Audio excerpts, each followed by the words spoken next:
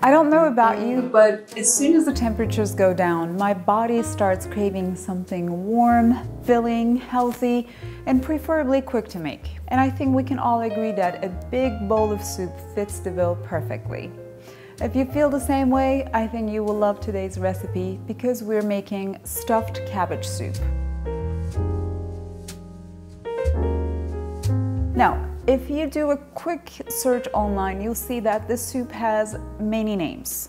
Some call it Unstuffed Cabbage Roll Soup, some call it Deconstructed Cabbage Roll Soup, because essentially there is no stuffing or rolling happening. Instead, we will cook everything in a big pot for a simple, meal-worthy weeknight soup that is ready under 45 minutes from start to finish. In the end, we will take it up a notch and top it off with my mom's garlicky yogurt sauce for an additional tanginess.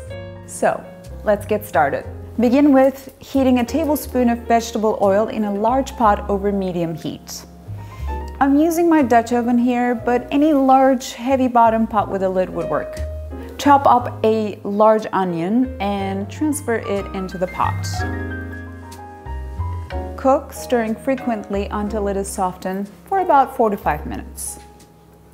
Stir in a pound of ground beef, a teaspoon of ground cumin, and a tablespoon of paprika. Cook, breaking up the large chunks of meat with a wooden spoon for about 5 to 7 minutes. Now, I'm using ground beef here, but you can use ground chicken or ground turkey as well. Next, grate 2 cloves of garlic and sauté for about 30 seconds or so.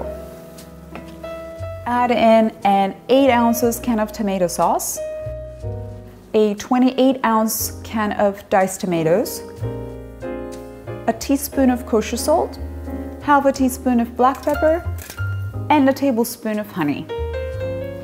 I know honey is an unusual ingredient here, but adding a bit of something sweet helps us enhance and brighten all the other savory and acidic ingredients and help us flavor the whole soup in general. Next, slice a head of cabbage thinly. I'm using a medium-sized green cabbage, but essentially you will need about 6 to 7 cups of sliced cabbage here. And it's totally fine if it is a little bit more or a little bit less. Transfer that into the pot, along with 3 cups of chicken stock and 2 cups of water. I'm using a combination of stock and water here. However, you can also use all chicken stock or all water.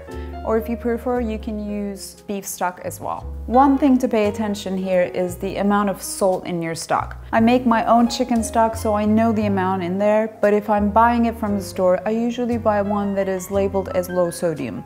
That way I can adjust the amount of salt in the recipe myself. Finally, rinse a half a cup of white rice and add that into the mixture. Give it a good stir, put the lid on, and bring it to a boil. Once it comes to a boil, keep the lid ajar, turn the heat down to medium-low, and let it simmer for 25 to 30 minutes or until rice is fully cooked. During the cooking process, I usually give it a few stirs just to make sure everything is cooking nice and evenly. Once it's fully cooked, add in a tablespoon of white wine vinegar, or apple cider will also work, and finish it off with a 1/4 cup of chopped fresh parsley. Give it a taste to check on the seasoning and add in if necessary. Now, at this point, your stuffed cabbage soup is ready to serve. You can put it in a bowl and serve it right away. However, if you want to try something new and actually take it up a notch, I highly recommend topping it off with my mom's garlicky yogurt sauce. It is totally optional, but I promise you it is worth the extra few minutes of prep. To make it, bring in a small bowl and add in a cup of plain whole milk yogurt. Grate 2 cloves of garlic, 2 tablespoons of freshly squeezed lemon juice, 1 teaspoon of kosher salt, and a 1/4 teaspoon of black pepper. Give it a good whisk. When ready to serve, slice up some crusty bread, place a few ladles of soup into a bowl,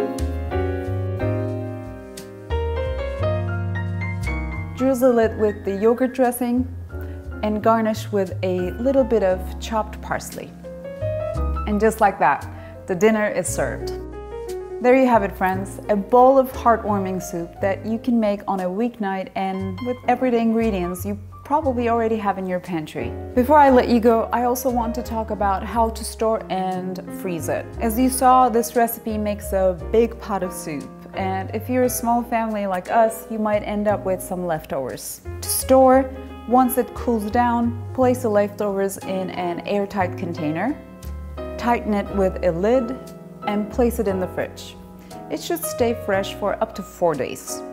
And if you want to freeze, you can keep it in your freezer for up to 2 months. A day before you want to serve it, just thaw it in the fridge overnight and warm it up right before serving. Now, one important thing to mention here is that the soup will thicken as it sits, so you might need to add 1 or 2 cups of liquid, this be stock or water, to thin it out a little bit. You might also want to adjust the seasoning, so I recommend giving it a taste and adding more if necessary before serving. I hope you enjoyed this video and learned a thing or two. You can get the full recipe for the stuffed cabbage soup on my blog foolproofliving.com, which you can find the link in the description below. While you're there, be sure to check out my collection of soup recipes. I have over 40 of them for you to choose from.